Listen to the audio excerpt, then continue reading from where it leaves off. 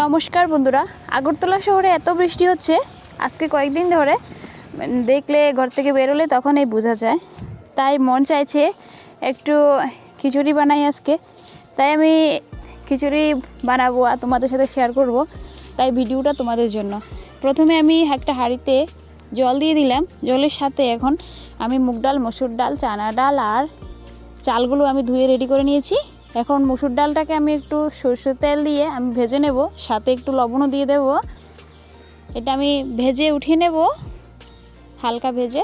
আমি এখন একটু চাল নিয়ে নিয়েছি। চালটা আমি গোবিন্দভোগ চাল নিয়েছি টেস্টটা ভালো হওয়ার জন্য। আর চানা ডাল আর মসুর ডালটাকে আমি ধুয়ে এখন জলটা যখন বুদবুদ করে উঠে আসবে তখন আমি ডালটাকেও দিয়ে দিলাম, সাথে আমি চালটাও দিয়ে দিয়েছি। এখন আমি একে একে লবণ, একটু হলুদ, একটু লঙ্কার গুঁড়ো দিয়ে দিলাম। আর একটু কড়াইতে আমি বসিয়ে দিলাম একটু মিষ্টি কুমড়, মিষ্টি আলু আর আমি ভাজার জন্য দিয়ে দিয়েছি একটু লবণ হলুদ দিয়ে। আমি এটাকে ভেজে আমি উঠিয়ে নেব। এটা আমি গ্যাসের অন্য কড়াইতে বসিয়ে দিলাম, সাথে একটু সবজিও দিয়েছি। সবজিটাকে আমি 2 মিনিটের জন্য ভেজে নেব। এই দেখো আমার ডাল চালগুলো আমার সিদ্ধ হয়ে আসছে। এখন আমি সবজিটাকে দিয়ে দেব, যে সবজিটা আমি ভেজে রেখেছিলাম। আমি সবজিটাকে আমি এখন দিয়ে দিয়েছি। ভালো করে নেড়ে নেব, না হলে আমার হাঁড়িতে আমি নিচে লেগে যাবে। খিচুড়ি রান্নার সময় বেশিরভাবে নেড়ে নিতে হয়, না হলে কড়াই লাস্টে লেগে যায় আর টেস্টটা খারাপ হয়ে আসে, পোড়া পোড়া গন্ধ আসে, আর বারবার এই জন্য নাড়তে হয়। এই দেখো আমার সবজিটাও ভেজে আসছে। সবজিটাও হালকা ভাজবো, শুধু মানে কাঁচা গন্ধটা শুধু যাওয়ার জন্য বাস। এখন আমি সবজিটাও ভাজা হয়ে গেছে।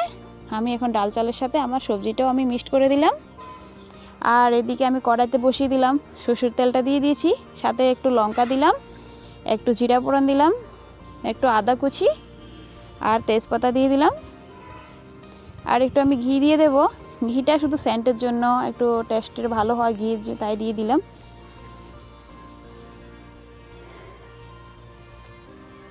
হালকা আমি ভালো করে লাল লাল করে ভেজে নেব।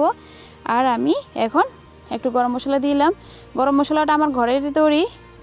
দারচিনি, এলাচ, লং, কালো মির্চ সবগুলো আমি মিক্সড করে, জিরা এগুলো মিক্সড করে আমি ভেজে তারপর আমি গরম মশলাটা রেডি করেছি। তাই আমি এক্সট্রা কোনো মশলা দিই নাই, তাই আমি এখানে গরম মশলাটা ইউজ করেছি শুধু মশলা হিসাবে।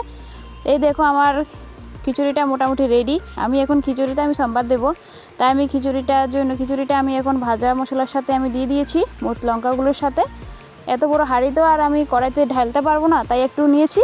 আমি এখন এইটাকে ভেজে ফ্রাই মরিচের সাথে আমি ভেজে তারপর আমি দিয়ে দিলাম। বৃষ্টিটাও শুরু হয়েছে। আসলে না, বৃষ্টির মধ্যে খিচুড়ি খেতে, গরম গরম খিচুড়ি খেতে এত মজা লাগে, সাথে যদি একটু বেগুনি বা একটু যদি পায়েস হয় সেই মজা লাগে। তাই আমি বানিয়ে নিয়েছি আর তোমাদের সাথে শেয়ার করেছি। যদি ভালো লাগে আমার সাথে থেকো আর আমাকে সাপোর্ট করো। থ্যাংক ইউ আমার ভিডিওটা দেখার জন্য। দেখা হবে পরের কোনো ভিডিওতে নতুন একটা রেসিপি নিয়ে।